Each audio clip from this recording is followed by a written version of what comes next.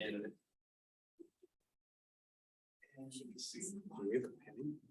Good evening. I'm going to call the meeting to order. This is the Templeton Community Service District Board of Directors meeting. Today is Tuesday, September 20th, 2022. May we have a roll call, please? Directors. Here. Cardonish. Here. Gardini. Here. Logan Here. and Peterson. Peterson is absent. And if you will, please rise and join me in the Pledge of Allegiance. Pledge allegiance to the flag of the United States of America and to the republic for which it stands, one nation, under God, indivisible, with liberty and justice for all. And the last meeting, September 6th, the board did meet in closed session. And there is no reportable action at this time from that meeting. Order of business, we have 2 items of new business on the agenda this evening. Does any board member wish to change the order of that, those 2 items? Okay, seeing none, we'll continue. And special reports, I don't see CHP or sheriff here present, so I'm going to go to what's not on the agenda, but I learned late this afternoon that we do have a badge pinning this evening. So I'm going to turn it over to Chief Peterson to do that introduction and presentation. My apologies for that. No problem. It's a honor and a pleasure tonight to be able to do our first badge pinning live and in person. Yeah, for the first time in quite a while. So I'd like to invite our newest firefighter, Kieran Heidler, up. Stand right here, Kieran. A little bit about Kieran. He was born and raised in King City. He was then moved to Shell Beach, raised in Shell Beach, graduated from SLO High School. And he actually has an AS degree in environmental science and biology from Cuesta College. I'll say his permanent employment job is kind of a myriad of part-time jobs. Are first and foremost with us. Secondly, with CAL FIRE Station 15, and his third one is Oceano State Beach as a lifeguard. So he's a busy young man, but he finds time for us, and we work him into a kind of a permanent schedule here. How he got interested in the fire services, he came right out of high school and wanted to be in a job where he wasn't pinned to a desk, where he was active outdoors. That led him into the lifeguard realm of things. And when he became a lifeguard, he then decided that firefighting was kind of cool. So he started down that route. He likes to surf, hike, work, 3 jobs, and travel to see his girlfriend, who I believe is viewing us on FaceTime. Kieran currently resides in Shell Beach. And I apologize, I don't have the oath. You should have it memorized by now, Chief.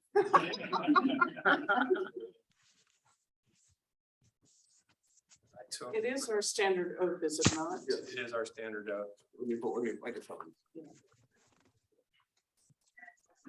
realized I didn't have that.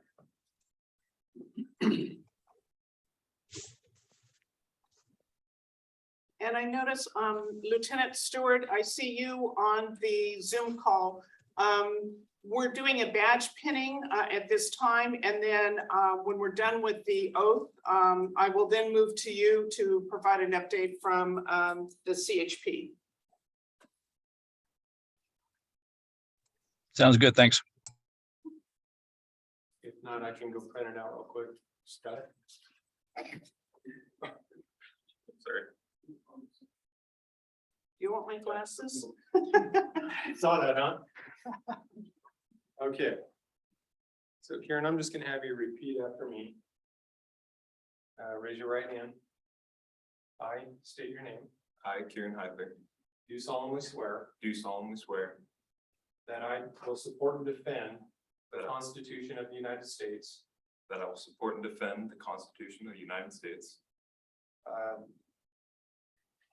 and the state of California and the state of California against all enemies, foreign and domestic, against all enemies, foreign and domestic, that I will bear true faith and allegiance to the Constitution of the United States that I will bear true faith to the allegiance and Constitution of the United States and the Constitution of the state of California. and the Constitution of the state of California. And I take this obligation freely And I take this obligation freely without any mental reservation without any mental reservation or purpose of evasion, or purpose of evasion, and that I will well and faithfully and that I will well and faithfully discharge the duties discharge the duties upon which I am about to enter. upon which I am about to enter. Congratulations. Thank you.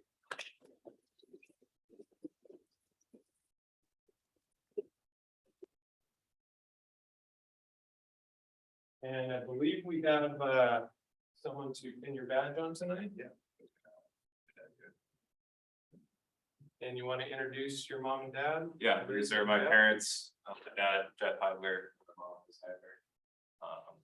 I want to thank them for everything they've provided for me. I work a lot and I still live with them. And they really just give me the opportunity to do what I want. And when I come home grouchy from working or I'm hungry or something like that, they're always there to support me and I really like to appreciate them, so.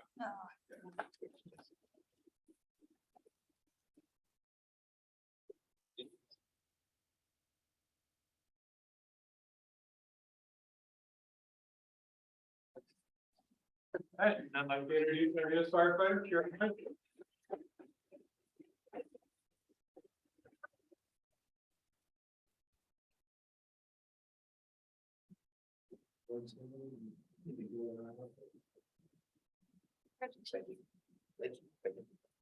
Welcome. Welcome. You're going to a great team. Thank you.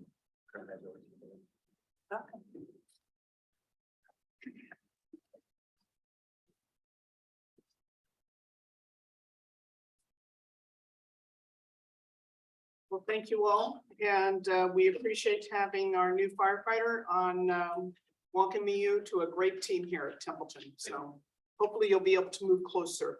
Yeah. With that, I'm going to move to Lieutenant Stewart, I believe with CHP is on the call. Provide an update. I'm here. Can everybody hear me okay? Yes, Sorry, the lighting is not great. Congratulations to the new firefighter. That's excellent. I'm glad I got here just in time. This is the report for the California Highway Patrol Templeton area for date ranges August 1st through the beginning of September through the end of August or end of September, a 1 month period for the beats in and around the Templeton area. Total crashes investigated for the period were a total of 28. That's up from 24 the prior year. Property damage collisions were at 15, up 2 from the prior year. Injury collisions were up 1 for a total of 6. There were 7 DUI related collisions. That's about on par with the prior year, and no fatal collisions for the period. So we continue to keep a lid on fatal collisions, which is a good thing. And the most recent one that we had was not near Templeton, but it was actually a private property collision that the Highway Patrol was in no position to have enforced to prevent.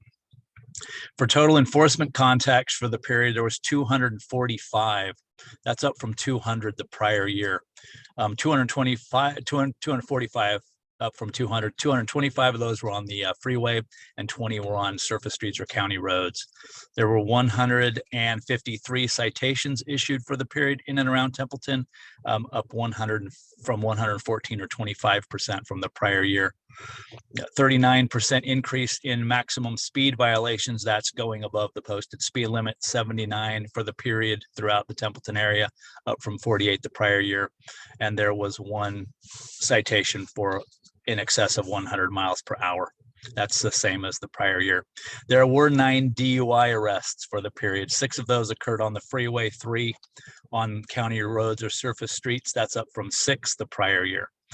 To give you an idea on public and motorist services for the period, there were 257 throughout the CHP Templeton's jurisdiction, just off from 296 the prior year. And that's our report. Are there any questions? Any questions from the board? Any questions from members of the public? Yes. Were those citations for, you kind of mentioned that some items were highway related or freeway related and some were on county roads. And you kind of skipped kind of that designation between the two in the middle there. I'm just curious what the breakdown is like for those citations. Was the lion's share on the freeway and then? Yeah, the lion's share, the lion's share are on the freeway, and that's the reason is twofold. The bulk of our beat activity is on the freeway, and the bulk of the traffic activity is obviously on the freeway. Our beats don't break down quite as surgically as the sheriffs might break down by residential district or what have you. We have larger county roads jurisdiction. So we have what we refer to as line beats. That's basically a freeway. You can imagine an officer running up and down the line. And then area beats that encompass regions of county roads. And the major county roads or smaller highways may be a line beat of their own. Got it. Another question. I live on Old County Road and they have that speed tracker or radar. I don't know what it's called. Yeah, the radar trailer is out there. Got it. It's been out of commission for about a week. And we're about ready to bring it back. We haven't had time to bring it in. And what we'll do is bring it in and make sure that it's running again and then put it back out. Got it. How do you measure success for those kind of speed trackers? Like what's the purpose? How do you measure success of actually deploying those onto the street? That one that you have there in town is not our most modern machine. So it's not necessarily measuring speeds. It's not necessarily tracking license plates. It doesn't have license plate reader technology and that kind of thing. It is a warning to people traveling by what their speed is, and is kind of intended as a community service or as a message to the public to watch speeds in those areas. So we're usually responding to requests from a community to put them in certain areas where there's a speed problem. Most recently, we had it out towards the Bethel edge of town and then back over your way. Got it. Yeah, I just don't see the point of those, given that there's no really measure of success. And so I'm curious, obviously, it seems like there is an issue if people are complaining about speed on that road. I'd be curious if there's any other measures that we can do to actually, not just tell people that they're speeding, but actually do some further enforcement. And if I had more staffing, I would I could put someone on that area beat in the town of Templeton. We're really limited on staffing and where we can deploy people. If what I'm hearing is a speed complaint in that area, we'll again put as a traffic complaint into patrol, and we'll try to be in that area. You're specifically talking about Old County? Correct. Okay. I'll note that. Any other questions? Okay, well, with that, thank you, Lieutenant Stewart, for your update, and thank you for keeping our community safe. Pleasure. Thanks. Have a good evening. Have a good evening. Okay, and with that, we'll move to public comments, and this is the portion of the meeting where members of the public may address the board on any item of interest that is within the subject matter jurisdiction of the board, but is not on tonight's agenda. In accordance with the Brown Act, the board cannot discuss or act on items not on the agenda. However, board members or district staff may briefly respond to statements made or questions posed by the public. Additionally, on their own initiative or in response to questions posed by the public, members of the board or staff may ask questions for clarification. Further, the board may request staff to report back to this body at a subsequent meeting concerning any matter or to take action to direct staff to place a matter of business on a future agenda. And again, these are, if the public wishes to address the board at this time on any matter that is not on the agenda, you may do so now. Okay, seeing that there's none, we'll move then to the consent agenda. And on tonight's agenda, we have two items. And the first item is consider adoption of the regular meeting minutes of September 6, 2022. And we also have the treasurer's report, consider approving July 2022 treasurer's report. Would any board member like to pull either of those items? Any questions? Okay. Any questions from members of the public on those two items? Okay, then I will make a motion that the board approve the consent agenda item A and B. I'll second. Okay, so Director Giardini is seconding that motion. Can we have a roll call, please? Directors Logan, Aye. Giardini, Aye. English, Yes. Bardonish, Aye. and Peterson. And Director Peterson is absent. Okay, so that motion passes 4-1 absent.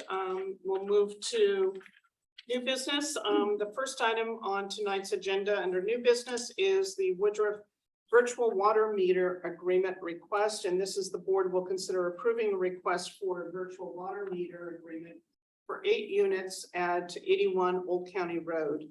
And I'm going to turn it over to General Manager Briltz to provide some background information on this particular item. Yes, thank you much, and good evening. The board received a request from Joel Woodruff, who's here tonight, representing Woodruff Investment Properties, and a parcel that they own on Old County Road. Anyhow, this parcel is unique in that at the time that the district code, which was updated in 2014, required those property owners who had unconnected water units to connect to the district's water system by the end of 2018, or become subject to what we now refer to as a water capacity fee, a new fee at the time of actual connection. And most properties in most unconnected water units did so in late 2018, either by way of a virtual meter agreement or a physical connection, or assigned the water unit to a meter that was already on the parcel. So there was a number of ways of accomplishing that. At that time, we had 2 property owners who requested an extension to that requirement because they had a project or proposal to develop parcels that would have used all or some of the water units that were in question. Woodruff Investment Properties was one of those 2. And they made an application in late December of 2018 for this extension, and it was granted the following month by the board in January of 2019. It was granted for a 1-year extension. The code provided for up to 3 extensions or 3 years of extensions that were dealt with 1 year at a time. So the board granted an extension to that deadline so that it would have ended, or the deadline would have been or was December 31st, 2019. We had would have anticipated and did that these projects would have, if they were still seeking entitlements through the county, would have requested a further extension in the end of 2019, and then they would have technically been able to request another one in 2020. However, and we did have one of those 2 went through those processes. The project that we're talking about tonight, actually, during the course of 2019, the property owner decided to abandon or not proceed with their development project. And there's a lot of correspondence that went back and forth in 2018 and 2019, which I've included with your staff report. And I'm happy to address any questions that you might have, if there are any, about some of that correspondence. Excuse me. Nonetheless, at the end of 2019, the property owner had requested a refund of some fees, separate from the water unit or the virtual meter agreement. The applicant had also prepaid some other development impact fees associated with their proposed project that ultimately did not proceed. And so in the process of refunding those fees, we alerted the property owner that the project, since they've abandoned it, they actually had withdrawn the project at this point with the county. They were no longer proceeding with the development or pursuing entitlements at that time, and so the project was ineligible to receive another extension because of the decisions the property owner had made during the course of 2019. And we alerted them via writing that it would now be subject to the water capacity fee. And so since then, really, there hasn't been much that's taken place with these water units from the district's point of view until earlier this year, when the property owner, so a couple people say that's just about 3 years had passed, or 2.5 years had passed. And the property owner began to research other opportunities to add development or redevelop the property. So different project than what was proposed in 2019. And at the time he discovered and subsequently met with the property owner that there are ways there's still water on the property, and there are ways to make, from TCSD's point of view, make their new proposed project proceed or go forward. There is still water units. However, because the water units were not connected by the end of the original deadline, they were now subject to the water capacity fee.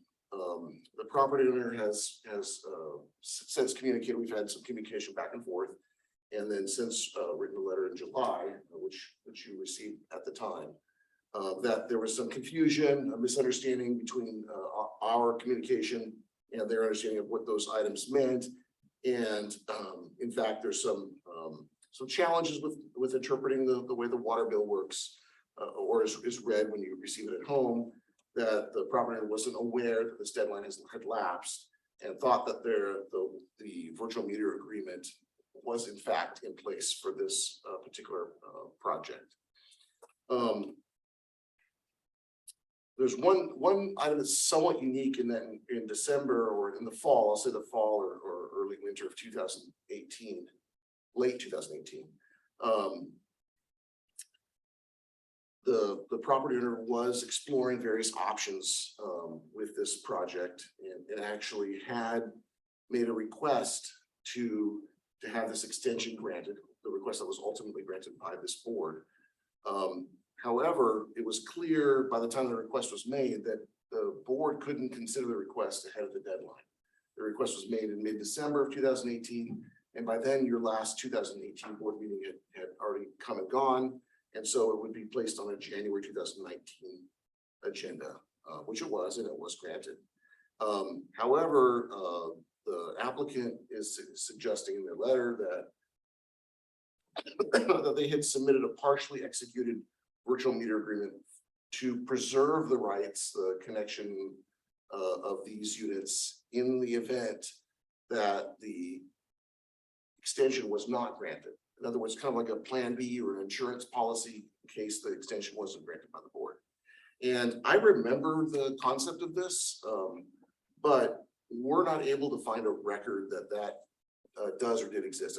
When Joel Woodward reminded me that was what we were pursuing, I went back and we scrubbed our files and emails to see if we could find a record of it, because I thought if we had that, in fact, then this would be a pretty straightforward deal. But we don't have a record of it, and I don't believe Woodruff Investments has a record of it, other than acknowledging that this was a concept at least I recall exploring or discussing, but don't have a written record of it. It's possible that one was submitted and it wasn't retained because it was not necessary. It was never a finalized agreement. It was not necessary because they had achieved the extension in January.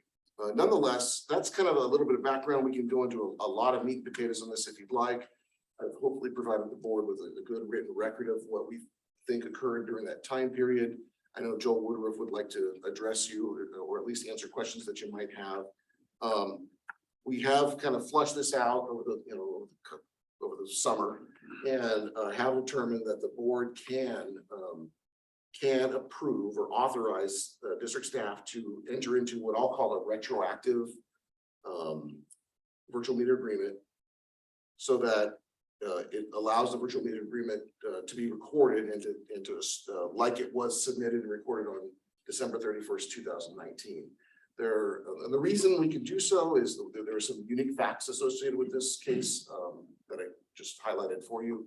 And then additionally, that this doesn't really affect other property owners or other users of the district. The units were never forfeited. Nobody else was going to receive these units. They were not relinquished. They remained assigned to the parcel. And there's not a likelihood that there's a great deal of other folks that would, that this a precedent like this would impact. But like I said, there's only one other property that had applied for the extension in 2018 and was also granted it. So there's not dozens or anything of that nature. It's just the two of them. This is kind of a unique circumstance. So it's our recommendation that should you wish to grant that there be some conditions placed to, because what we want to do is sort of stop this if we proceed with the virtual meter agreement solution, which is what Woodruff Investments is requesting, that we sort of reset this. We've calculated that as of now, about $7,500 is owed. That's what would have been paid since January of 2019 for these 8 units under the virtual meter agreement. And in Woodruff's letter, they suggest that's a amicable solution, is to essentially back pay those, assuming that this agreement was in place at the time. But we'd like to put a deadline of October 21st in there to get that paid and the agreement entered into, because that's when our water rates actually, we have another water rate adjustment. And we don't want this to linger on going forward.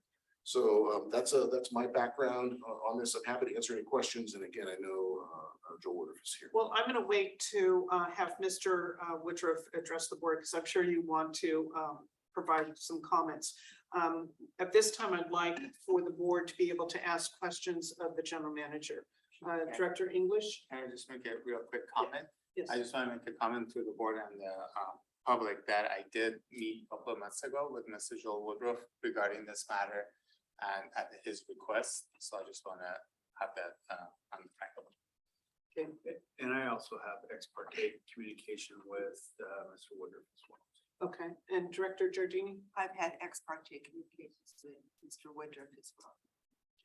And so did I via letter to say that it would be addressed at this meeting. So are there any questions at this point in time from board members?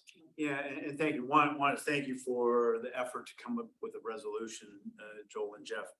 I appreciate that. You mentioned precedents. I think that's kind of my big concern here is just establishing precedents. And you mentioned that there's one other property that went into the agreement to postpone. What was the resolution of that? On the other property was a GV4, was a proposed development out off of Ramada Drive. And in that case, that project received the 3 extensions, but the project did not connect at the end of the 3rd year and lapsed, although I don't know where the project is today. I mean, it's So then they are subject to the water capacity. Yes. Are there other properties that did not reach out to you that would be subject to the water capacity? well, there are properties or water units, let's say, that are connected to parcels that never pursued either an extension or did not connect.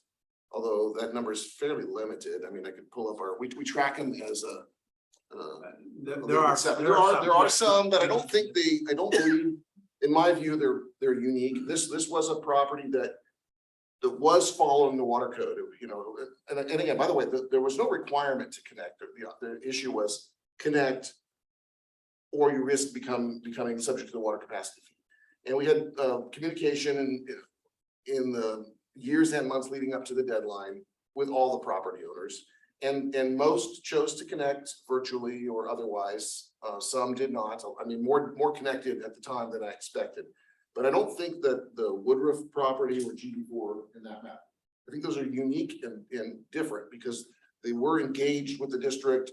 They were, they both had applied for an extension. Now, I don't believe that just because if you choose to grant this retroactive virtual meter agreement authorization, that it would create a precedent that would apply automatically to GD4, but I would suggest that that's the only other project or water units or property that was at least in 2018 and 19 in the same kind of vicinity.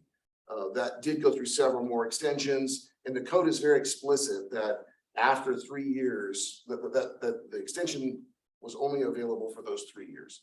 So that's now come and gone. That was end of 21. So that has since passed. And they had been in communication about their extension. They had applied for another extension in 2019, and as I recall, another one in 2020 as well. So while there's one other project that was in the same that was pursuing an extension at the end of 2018, like the Woodruff property, it's still not completely the same. The others I think are not the same at all. And I don't believe that any decision you make now would establish precedents for those properties that never applied for extension or never connected back in 2018. That's all my question. Okay, Director Fardanis, do you have any questions? Director Giardini? I thought the staff report to us was very complete and I could follow it, so I was happy. Okay. I do have a question. Is it that, because I know that Mr. Woodruff had indicated that on the billing statement from the district, that it did not break down, and it's my understanding, and correct me if I'm wrong, that there are other virtual water meters that the Woodruff Investment Properties is already paying for? Yeah, so Woodruff does have multiple utility accounts with TCSD, including some parcels that have virtual meter agreements. The water bill, on all of you receive one, either electronically or in the mail. It does not list the number of water units or even water meters on there. There's a water charge and a sewer charge. So it does take a little bit of analysis to kind of, if you wanted to try to work backwards, and I try to point it out in the staff report. Essentially, the virtual meter agreement or virtual meter solution that we came up with years ago was a way to allow these connections to take place without properties having to go through the expense of physically installing infrastructure or connecting, and then later maybe and likely having to move that stuff around. It just didn't seem like a good use of their resources. And so we came up with the virtual meter agreement. The billing system that we use is one that's used in a lot of places all over the country for utility billing. And it just doesn't have the type of we don't have the kind of customization to really illustrate for these virtual meter users. Generally speaking, the virtual meter agreement customers, these are documents that are recorded against the property. The property owner knows what they are when they signed them. They're recorded. They're always available to them and to the public because it's a recorded document, and of course through us as well. But it lists, it details how many water units are in them, and we did that as a way to kind of protect both the district and the property owners, so they had kind of an acknowledgement that that's what they're going to be paying for. But the bill that you receive monthly doesn't break it down in that level of detail. So it's safe to assume that Mr. Woodruff thought that he was already paying for the virtual meters, since he had virtual meters on other properties for other water units, I should say. I wouldn't assume that, but I understand that that's a point that Mr. Woodruff has raised. I think the bill would have been higher than he was paying for this site, but I acknowledge that the breakdown of the bill is cumbersome, and it would have taken some effort to figure out. Okay. I don't have any further questions. So yes, Director Giardini? But I think according to the staff report, the bill would have only been $29. I'm sorry, I can't hear you. Oh, I'm sorry. According to the staff report, the bill would have only been $29 higher. Is that correct? Let me refresh my memory. I'm on page. Yeah, top of page 3, I think here. So yeah, it would have been at the time that we wrote this. So yeah, this is still current. So about $229.68 would have been the base rate for the 8 units plus what he's paying now. So the bill would have been about compared to the July bill, the one that I cited here, it would have been about $449 instead of $200. Oh, it would be $429. I'm sorry, I misread that. I thought it was from 200 to 229. Thank you. Yeah, the 229 is just the base rate of the state. But there was some confusion also over capacity and base rate on Mr. Woodruff's side and our side, GCSD side, in that the wording, the wording changed it a little bit here. Yeah, I think that's one of the points that Joel would have raised is that I wasn't familiar with the term water capacity. And we went back and looked to, we had defined that several times, including in the water code. And then when we communicated with property owners in 2014 and up through the 2018 water code implementation requirements. But I did find, and I included in your staff report, we did have a flyer that was posted that described utility services. It's this green kind of thing that uses the term water capacity when it describes water base rates, because that's really the design capacity of the water meter that determines that. It does not show up in our published utility bill. We've since changed it because I didn't want this issue of using the term in multiple ways, but I mean, the term the water capacity fee isn't widely used. It's defined in our water code. In our case, it represents that cost between the current connection fee and what was paid originally for the water unit, which is a lot of money in Woodruff's case for these water units. It's a significant sum. Okay, if there aren't any more questions from the board, I'd like to offer Mr. Woodruff an opportunity to provide his comments.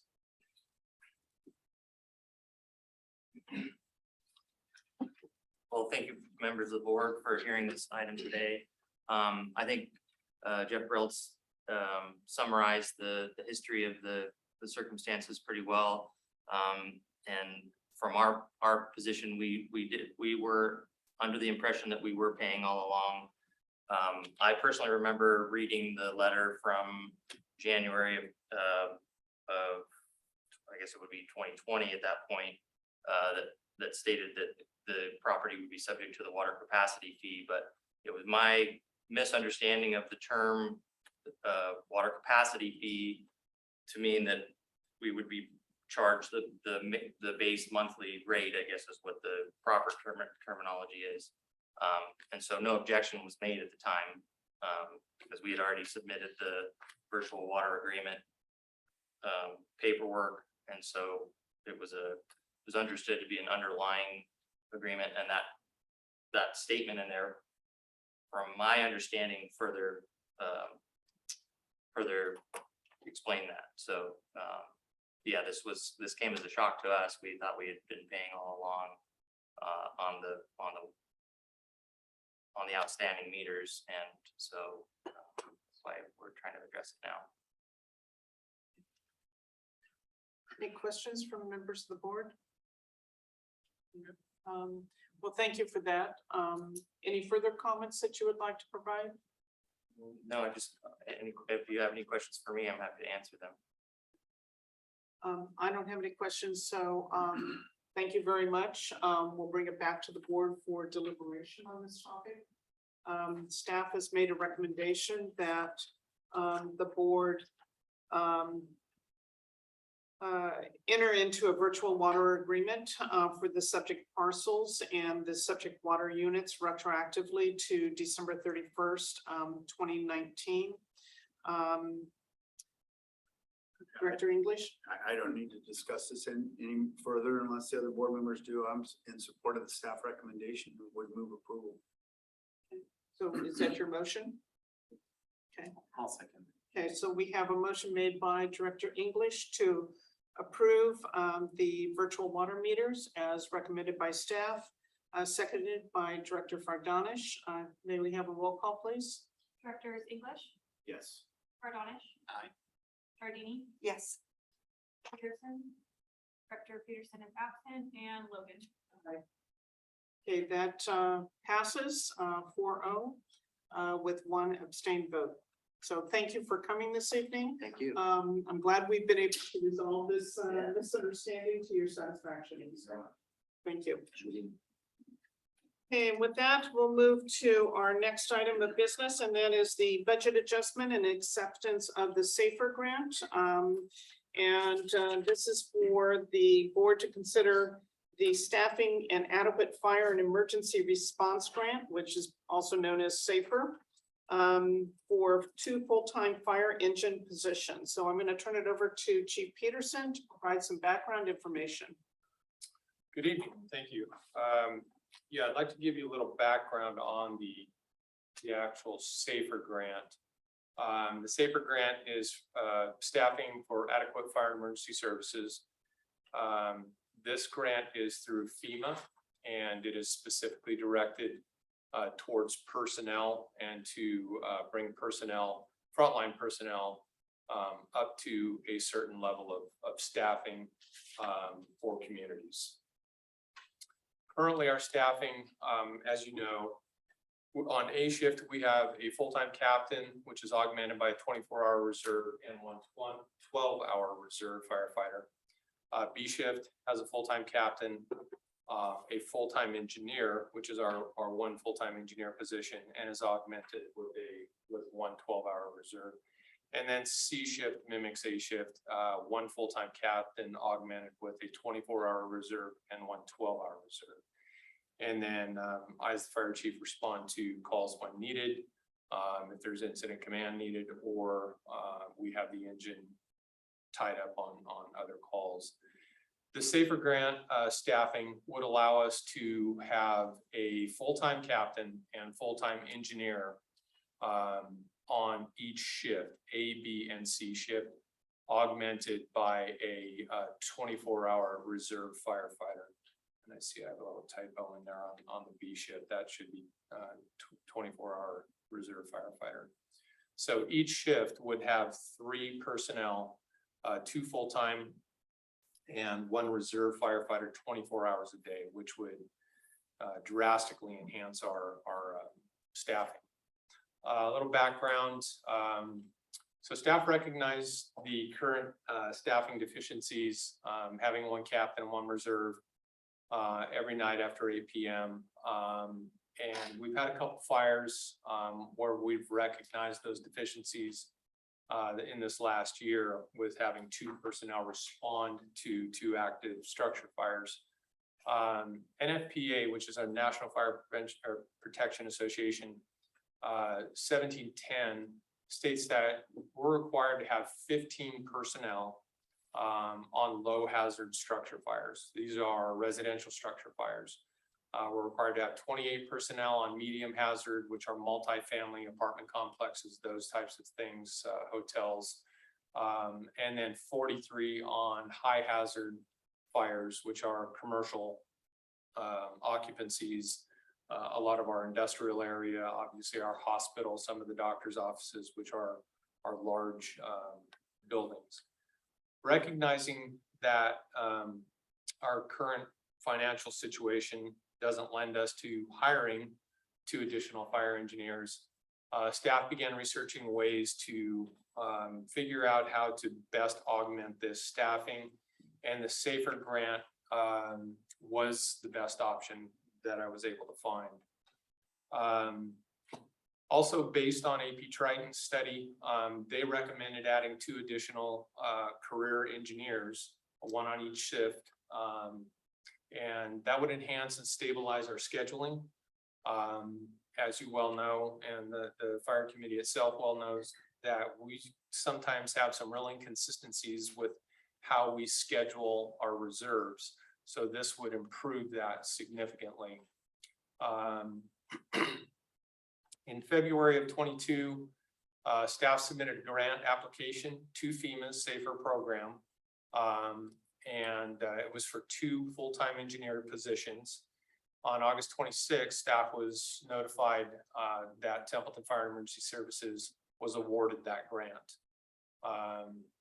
So at that point, we started doing a little research on what the grant was.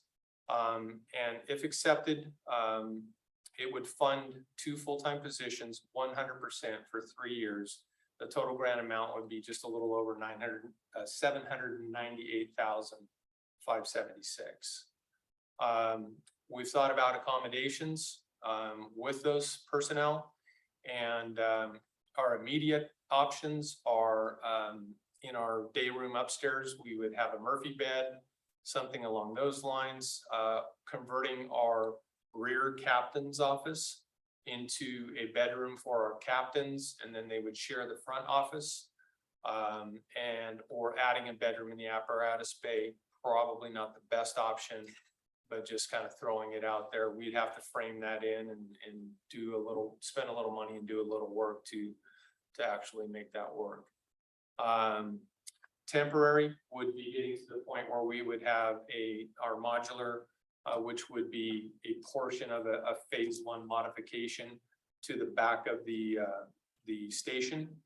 That modular would be a 3-bedroom, 2-bath style modular that would connect into the infrastructure of the station. Then obviously our long-term would be the fire station expansion and remodel. Little on the grant information. Although it would be staff's intent to do everything financially possible to keep these positions, and we're at least one of them, we're aware that, our financial situation may not allow us to do that. In the notice of funding opportunity, which is called the NOFO for the FEMA grant process, nowhere in there are we obligated to retain these positions after 3 years, and after the agreement is fulfilled. Again, we'd make every effort to try and do that, but if financially the money's not there, it's not there. We would make it abundantly clear to these personnel that would be seeking this position that it is a limited position, and it potentially would most likely return to a reserve position if we didn't or couldn't extend the funding or find additional funding. Staff has already experienced a lot of interest from our internal candidates and some external candidates. And they are well aware that this is a limited term position, and they have still expressed an interest. And I think mainly as an enhancement, resume builder, learning opportunity, those types of things, we'll probably see some more interested individuals. If approved, staff would anticipate hiring these positions within the next 60 to, I'll say 180 days, I think is what our grant deadline is from acceptance. And try and bring them on somewhere at the first of the year, January, somewhere in that range. Oops. With that, I'm open for any questions. Okay, any questions from the members of the board? Director Bogdanovich? Thank you for the report. Well, exciting news. I mean, this is huge. So good job, applying for grants. I know it's not easy, and kudos to the staff for doing this, looking into it. I actually think we should celebrate this and put it in in some sort of news, or let the public know about this. This is huge. So my question, a couple of questions I have. One is the 798,000 for the salary. I guess it's the combined salary, everything. At what pay level are we? Is that 798,000 at? So that's matching the current engineer level at starting base salary. Okay. And then incremental 5% increase over the 3 years. Okay. And our finance director, Natalie Clark, actually did all the calculations on this before I submitted the grant. So it is funded with the salary and all associated benefits. Okay. And then, so if we do give And raises, increases. okay, but if we do give raises though, how would that be covered? So I think that calculates into, and I would have to check with FEMA, but I think that calculates into the actual grant itself, because we submit an invoice and we get reimbursed on the staff, Okay, so it could be higher than the 7. potentially. Okay, all right, so those were that. And then a couple of concerns I have. One is that, well, obviously, this is a great opportunity, as you mentioned, for people to come and it could be like a training for them. So do you have concerns with people maybe after a year or 6 months, you know, knowing that this is just a job that's possibly for 3 years, that they decide to, you know, resign and go to another place? How are we gonna handle that? I mean, is there gonna be like a revolving door? Okay, Well, that's always the challenge with these types of grant funded positions. But it's essentially like any, you know, part-time or temporary position. We would give the parameters of the time. And if somebody left, we would just rehire behind that position.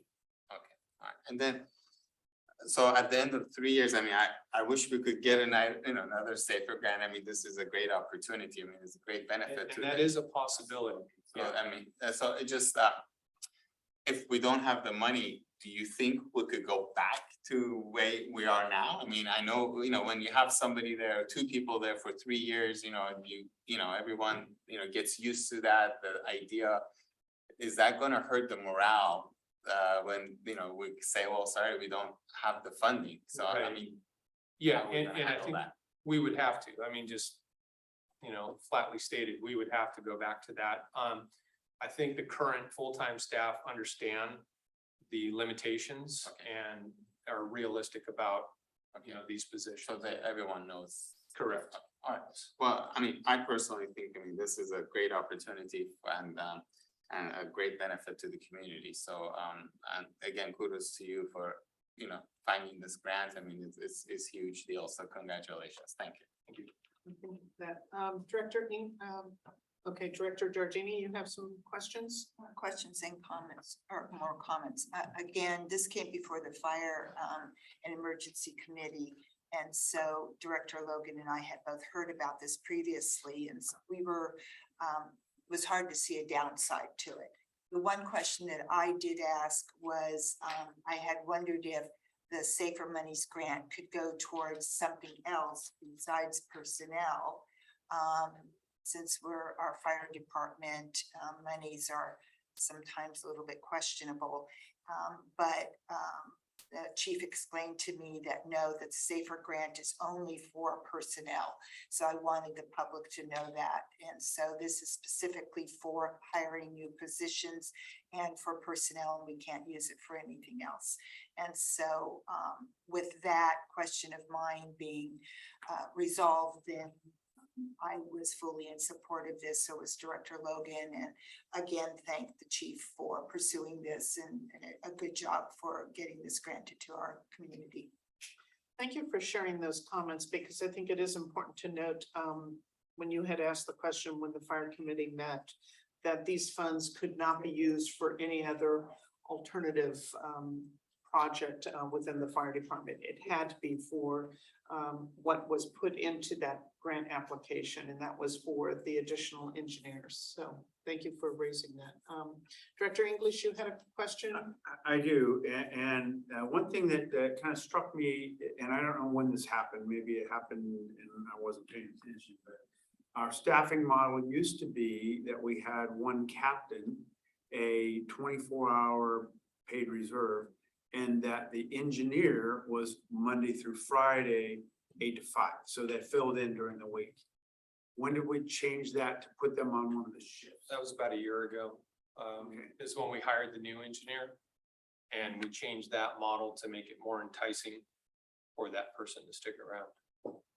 A daytime engineer, previously, that was one of the reasons why they moved on, so.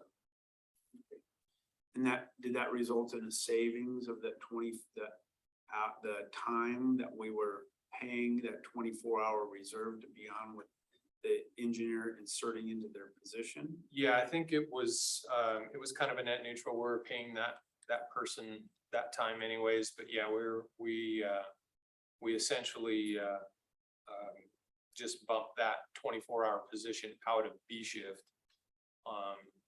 And our engineer took that spot. Okay, thank you.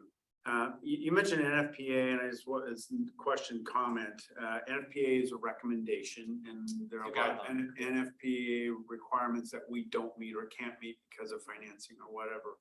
So that NFPA requirement or that NFPA reference is just a recommendation for Correct. staffing models. Yeah, NFPA is a nationally recognized standard that is put together for fire departments for guidance to say, this is how many people you should have on a structure fire. So there have been some fires recently in the county where that has been brought up to boards or councils with regards to staffing. And there have been some changes with regards to how certain departments within the county actually respond and ask for additional automatic aid to increase those numbers on the actual fire. So for example, on the Sunnyside fire we had a couple months back, or 3-4 months back now, I think, we only had 14 personnel on that fire. NFPA recommends 15. So it's one of those things where it's an additional toll on our personnel, especially that type of fire where it's labor intensive on a hot day, and having an additional personnel would significantly help that particular engine company. My other question, and you answered it in your report, was any requirement for us to continue the funding beyond the 3-year period. But the follow-up was then the 3-year, the SAFER grants, are they on a cycle or are they annual? How are they? They're annual. Annual. Yep. So we could apply again and potentially get funding in the future. Is that? Yes, we could. something that would be Yes, funded? that would be my recommendation, is the year before this ends is reapply. Good. Just keep in mind, there's no, I mean, we've applied for several SAFER grants. We've been fortunate in the last 12 years to receive 2. This being the second one, but there were several that we applied for that we did not receive. So while that is it's obvious, we expect it to be an option to be able to apply. We know it's funded annually. They've been around for a long time. There's obviously no guarantees that we would be awarded it. So we have to face that consequence if that were the case. Certainly, we had a previous employee, Tony Broom, who was a SAFER employee, and then when his term came up, we ended up having quite a bit of pressure to keep Tony on. We ended up finding the money to make it work. But I remember, we've been through this before, where we got a SAFER grant, we had a staff person come in, SAFER grant ended, we didn't have money to continue it. We kept the person on anyway. So I mean, it's the peril of this particular situation. And my final question was, you brought up the modular. I hadn't even thought about that before. So was the modular option for sleeping quarters considered when we looked at the expansion of the facility? It was looked at as the actual solution, but as a stopgap measure because of the financial numbers that came back from the estimator. Then we started looking at options, and the modular was an option based on that coming back. Seems to me that might be a good long-term solution. And so that, anyway, just for what it's worth. Those are my questions. Okay, thank you. I'd just like to thank you for applying for the SAFER grant. It's an opportunity for the district to receive additional funding. And I think this is an opportunity for us to enhance our current staffing. There is a risk of what happens after the 3 years. Will we have the funds to support this position long-term? And I think we'll have to address that when we get there. I think that those candidates that are interested in this position, that needs to be made very clear to them that there's no guarantees. But then again, there's no guarantees in a lot of jobs in the job market these days too. But I think it's an opportunity. We have seen in the past that our firefighters come to Templeton for training and for experience, and then they move on. So I think this is also an opportunity for us to create some career pathing for our existing firefighters. and understanding that people are going to come into this position and perhaps move on. That's kind of the nature of the beast that we have right now. But I think that there's benefits to moving forward with this, and I support it. So appreciate your work on this, and hopefully the firefighters that we currently have on staff will see this as an opportunity for them as well, to enhance their career. So I think we need to make a motion to move forward with this for approval of the budget adjustment in the amount of $124,409. Oh, I'm sorry. Thank you. Members of the public, my apologies. You do have an opportunity to comment on this particular item if you wish to do so. Yes. I'm curious who the author of the grant is. Who wrote the grant? Tom, who's the author of the grant? I wrote the grant. Okay. Okay. Any other questions from members of the public? You have to apply. The only time to reapply for it is the year that it's going, like you said, a year before it ends. Like you can't apply mid 3 years. And have it overlap? No, I Okay. don't believe so. Okay, got it. No, yeah, once you have the grant, you can't apply while you have the grant, so it would have to terminate and then you would reapply. Got it. Okay. But you could have it in a way you could apply That while it's in last, it. that last year. Okay, that's the enrollment period, so to speak. Correct. Okay, Yeah. got it. Because in the US, if it's annually, so I figured if it's rolling like that. Any other questions from members of the public? Yes. Yeah, I have one.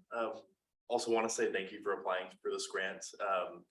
Not only just applying for it, but using grants.gov is a challenge. All of the grant process is a challenge, so kudos to that.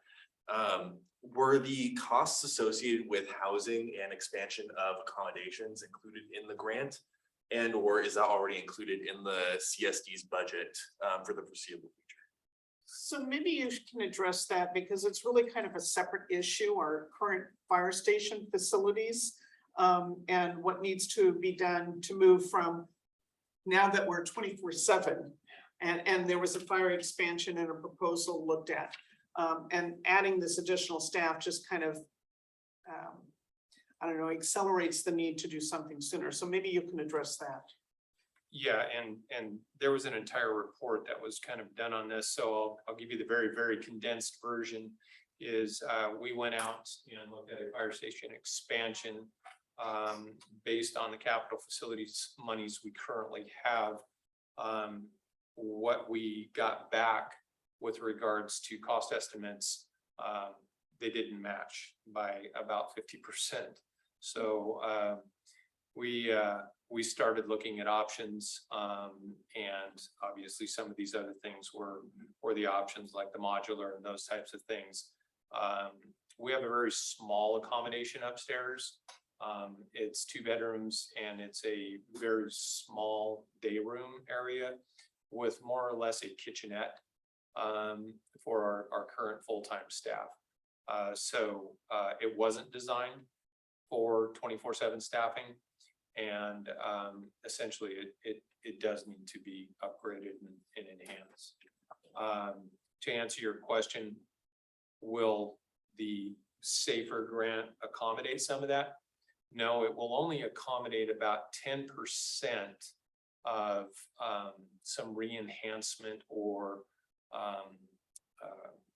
refurbishing fees is what they basically describe it as. So if we had to do a little interior remodel or something like that, which is what we were proposing with our downstairs offices, and turn that into a bedroom, we could potentially submit that as part of it also. Well, and I think it's also important to note that we have both male and female firefighters. Again, going back to the station was never meant for 24/7. And what is it? There's 1 bathroom facility? We have 1 bathroom facility and it's actually not set up very well with regards to, even our male staff. And so we need to get some of those accommodations taken care of also, to have separate bathrooms and separate bedroom quarters for 3 personnel. If I could ask just one clarifier. So the necessary, accommodations changes is irrespective of the SAFER grant. If we accepted it, we would need some accommodation changes. If we didn't accept it, we would also still need some accommodation.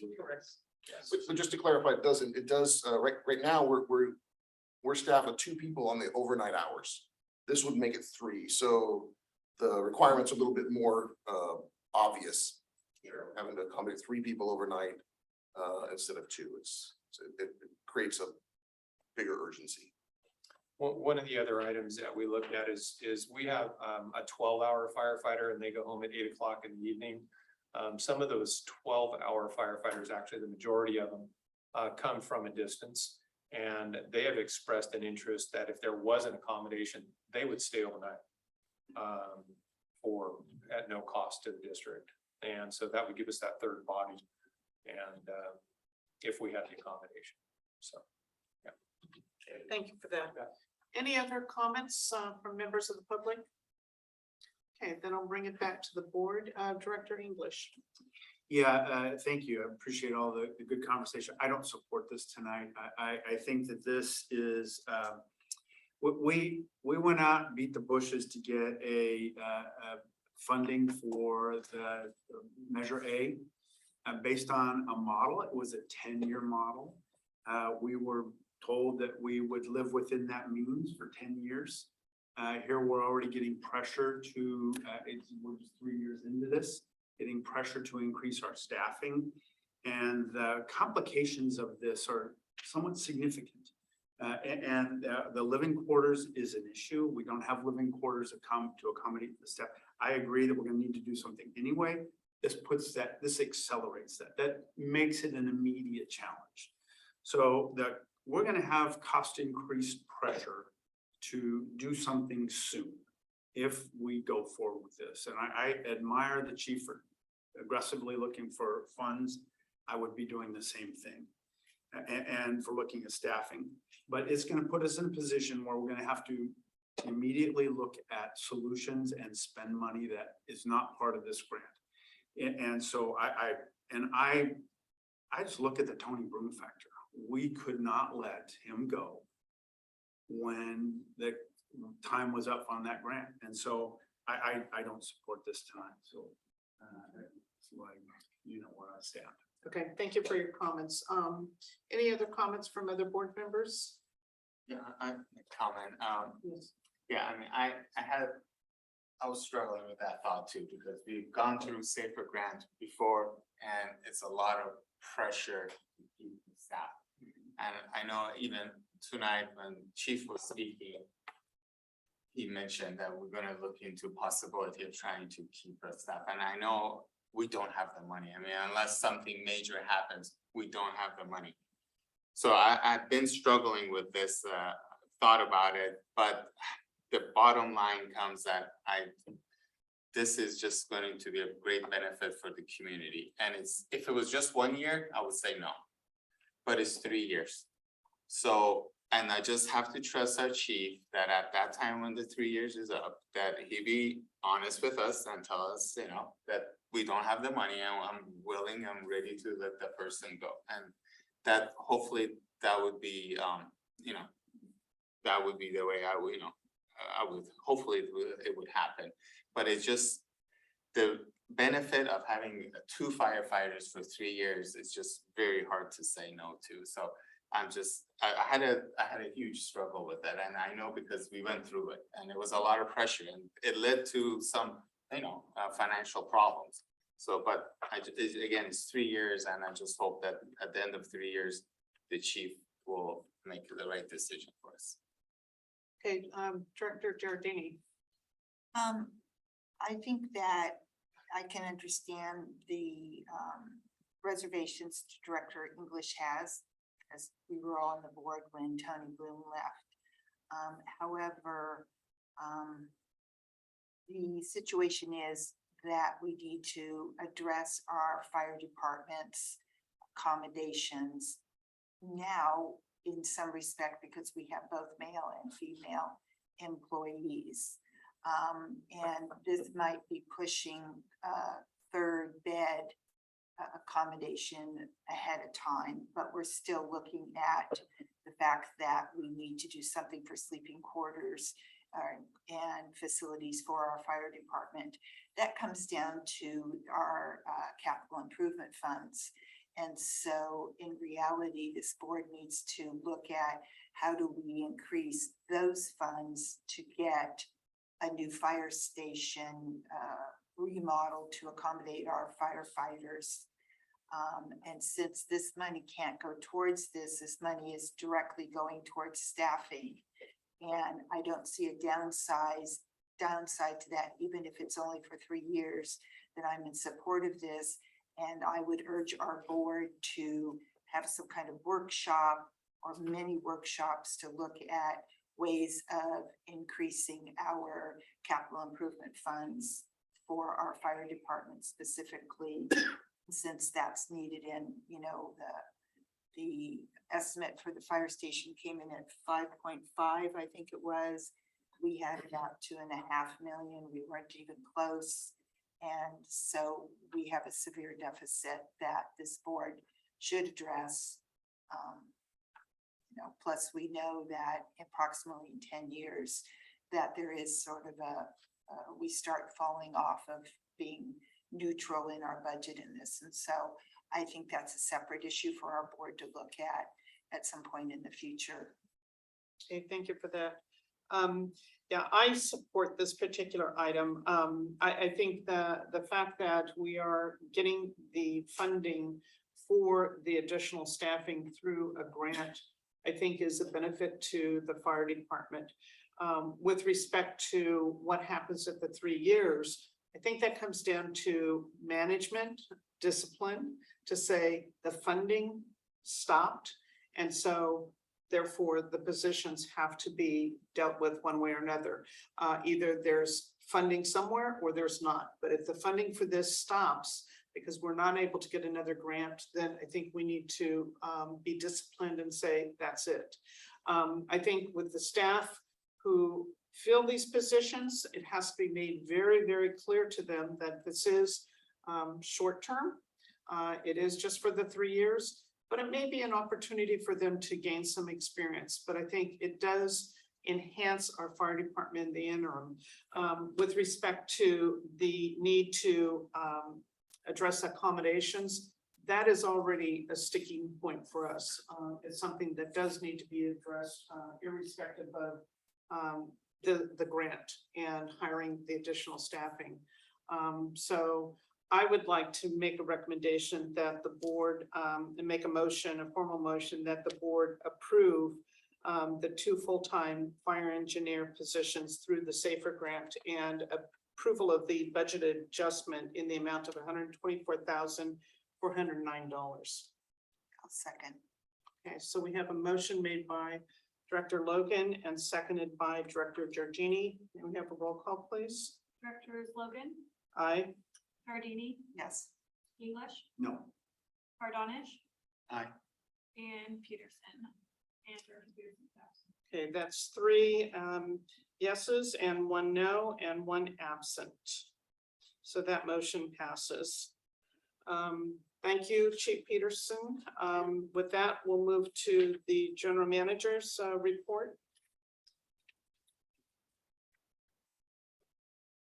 Yes, thank you much. Just a few items that I wanted to call for your attention. One, as you discussed in your last board meeting, we have an anticipated, well, I guess it's not anticipated, we have an upcoming board member vacancy starting in December for a 4-year term. We did release a press release following the board meeting asking for members of the public who might be interested. I've since received 2 letters of interest from members of the public. And I know there's a 3rd person that many of you or several of you have met with that has expressed some interest. We've asked those persons to, anyone who's interested, to submit a letter of interest by next Wednesday, the 28th, and then to further to attend, if they can, the October 4th board meeting. And so I think it's likely you'll be able to meet those folks then, if not before. And at that time, there'll be an agenda item on your board meeting, and you can discuss options about submitting a recommendation or forwarding some or all of the names to the county board of supervisors. So that's great. Really, the moral of the story is it's great news. We've got some interested folks and we're certainly, that's exciting. It's good. There, as you may recall, there was funding available or placed in this year's budget to do a test of some filtration technology at the wastewater treatment plant to determine its effectiveness in reducing our total suspended solids. We have been able to arrange that test with the vendor. It's actually expected to start perhaps as soon as Friday. The equipment's been here. Some of the equipment arrived yesterday. And they're beginning to assemble it today. It may begin as soon as Friday. Once it's confirmed it's working, we do anticipate, excuse me, calling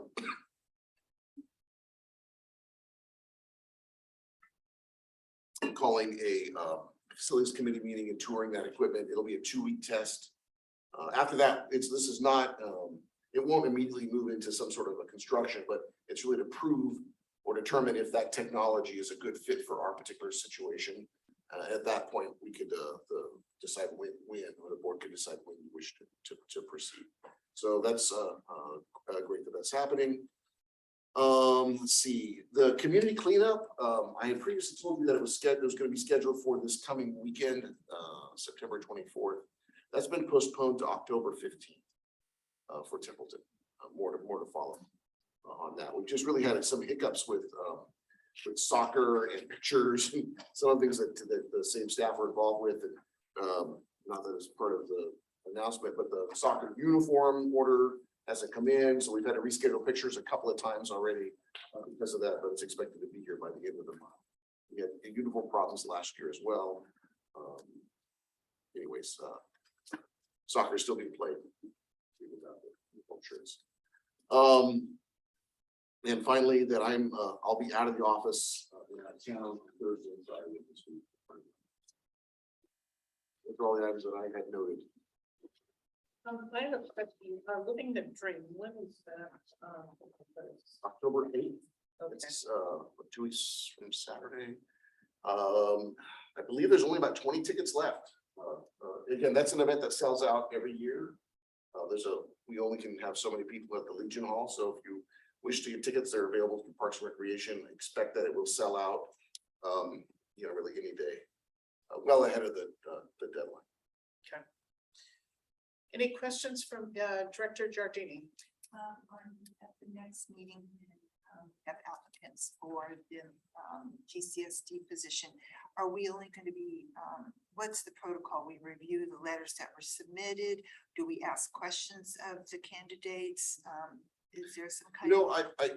I haven't, I'll outline the process that you can use in the staff report, but you do have some freedom, but I haven't, I've asked those folks who've expressed interest to attend, and I think they'll be willing to provide a brief background, but I haven't asked them to prepare for like an interview or interrogation or anything. So be nice. Remember, we didn't have any just 2 weeks ago.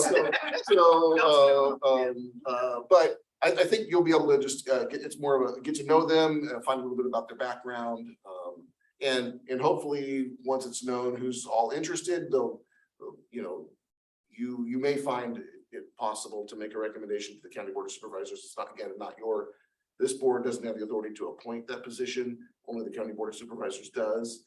But my goal was to be able to, following the October 4th board meeting, to outline to the county what we went through to get interested parties and who's expressed interest and why those names or some subset of them have been advanced or recommended for appointment.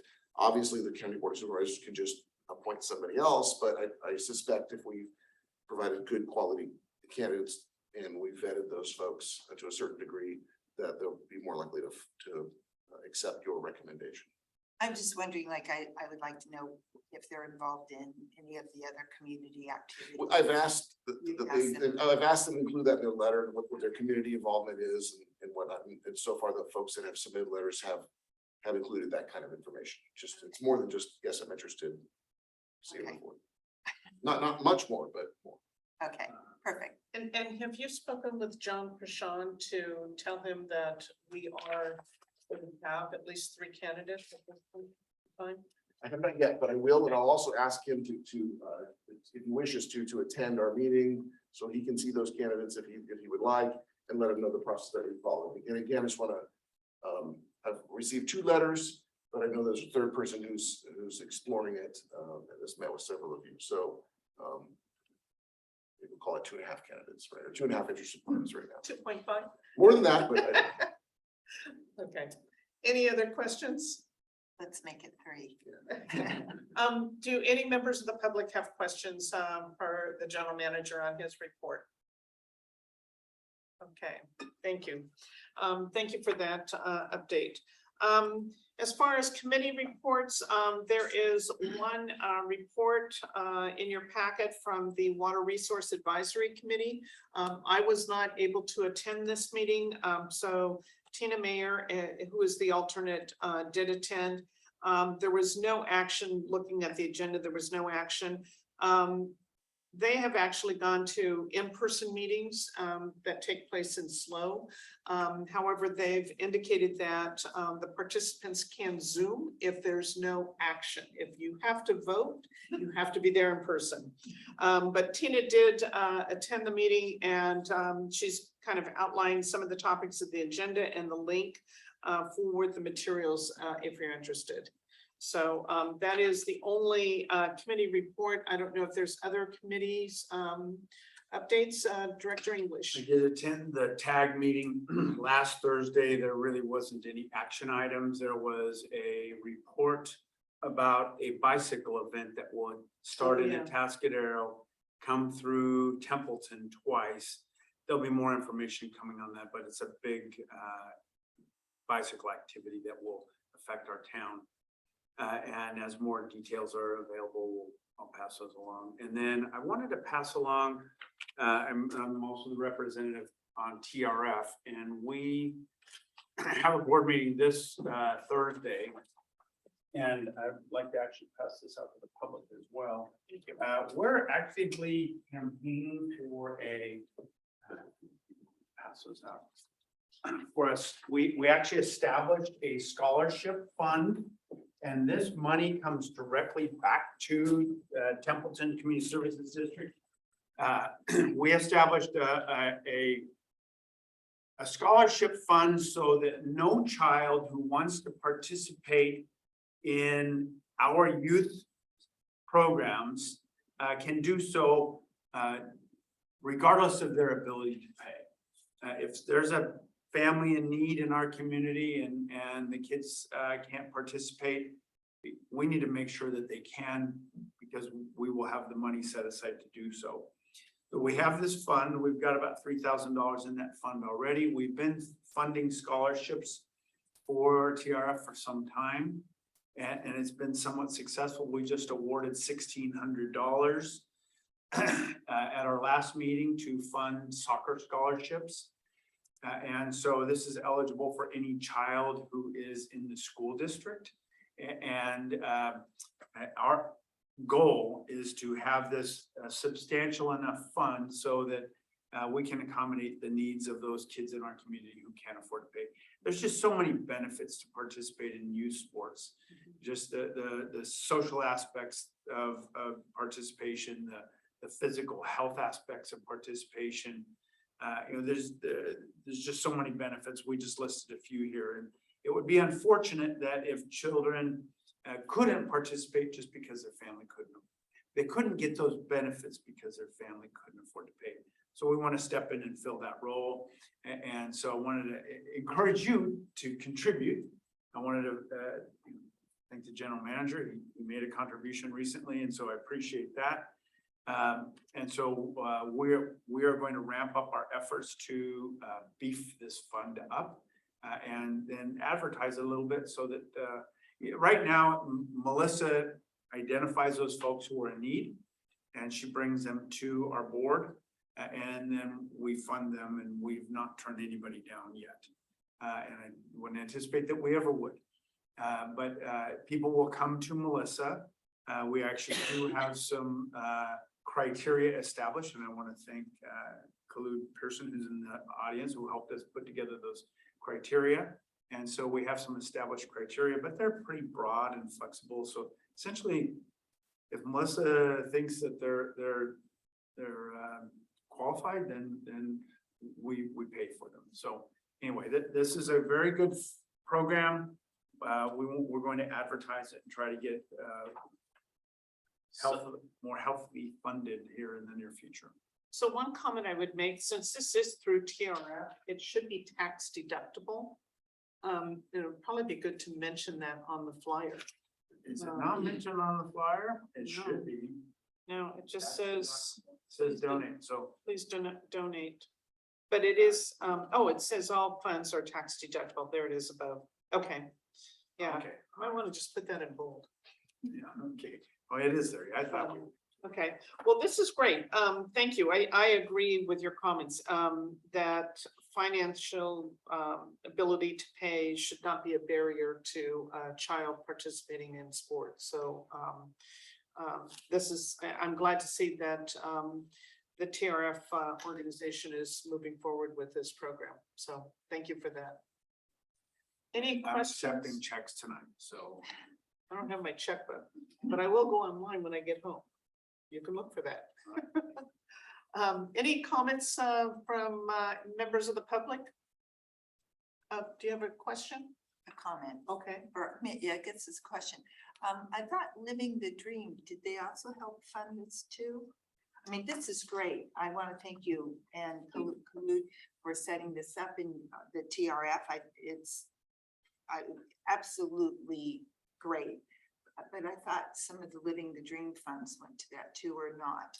I don't think TRF. So that money goes, no, that money goes directly to the rec department. It's a fundraiser. Actually, in our budget, we have set aside, it actually helps pay for staffing. So the Living the Dream event is a part of our revenue for recreation. And so that's my Yeah, understanding. that's right. There isn't a separate, at least to date, there hasn't been a separate like scholarship component of Living the Dream, scholarship raising component of Living the Dream as a fundraiser. What ends up happening is we were very fortunate, either through TRF or, and actually in many cases, just generous families.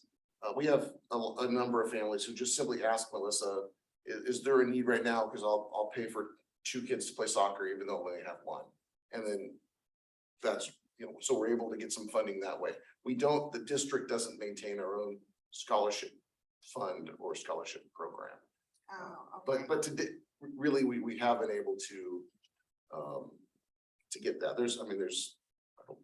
We can get into more details at a later date, but it is a. And our intention is to provide that role for the district so that we can actually be that funding wing as a nonprofit organization, 501c3 that can fund those so the district doesn't have to. And that's my goal. Our goal is to raise actually $10,000 is what I'd like to raise, so that any child who walks in the door who can't afford to pay will cover the cost. So, and the district doesn't have to do that because we're trying to raise money just to pay for our staff and keep the doors open. So anyway, that's our goal. And any other questions from board? Okay, questions from the public? Thanks. Director English, $10,000, how many athletes will that benefit? It depends on the sport. Soccer, I think is $100 or 135. It depends on the age too, but let's say that would fund about, on average, maybe about 70 scholarships. And some sports are more expensive than others, T-ball is less money than soccer and baseball. I don't know. There's the different rates. I don't know those rates off the top of my head, but the goal is to make this revolving so that, not just have $10,000, but get that as a seed fund, and then people will continue to donate over the years. And so that we would always have enough money set aside to pay when necessary. So, thank you. Any other questions? I just briefly add, there's also other funds within the Templeton Rec Foundation that would be available. So say for some reason, the $10,000 isn't enough to sponsor children, we have other funds and other fundraising capability to add additional fees. So that's pretty much the intention and heart of the Templeton Rec Foundation is to make sure those funds are there when needed. Okay, Well, well, and this gives, so people who are right now writing a check to cover somebody, they can now write a check to a 501c3 and actually get a tax Tax deduction. So it's willing even further encourage that. So, good job. okay, well, thank you for that update. That's good to know. Next item on our agenda is our staff activity update reports, and in your packet is Justin Black's utility report. There is the water is what he has in here. Any questions or comments on the report? Okay, I don't know if members of the public have seen it. I don't know if there's any questions regarding the report. Okay, Just while we're on water, do we know how much rain we got? Yes. 3 or 4 inches, please? no, There's wishful thinking. yeah. I Yeah, so recall there being just a ½ inch. I've got the actual amounts. Okay, So we received rain, as you know, beginning Sunday evening. So we received between Monday evening, or I'm sorry, between Monday morning and this morning, 0.1 inches. And then between Sunday morning or through Monday morning. It's here, I promise. 0.35. So a total of 0.45 inches. Almost half, that's not bad for September. We just need to. if it continues, that will be good. You don't want it to come all at once. So if we can have it spread out every month, I'll take that. Okay, director reports and or comments. Any meetings attended on behalf of the district that anyone would like to report on? Okay, then looking at our upcoming meetings for future agenda, we have the board member vacancy on October 4th. We also have scheduled for October 4th is consider minor revisions to the strategic financial policies.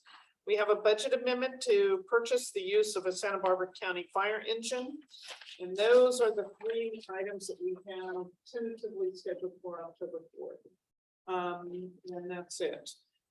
So with that, we'll go ahead and adjourn the meeting at 8:31. And thank you, members of the public, for attending the meeting.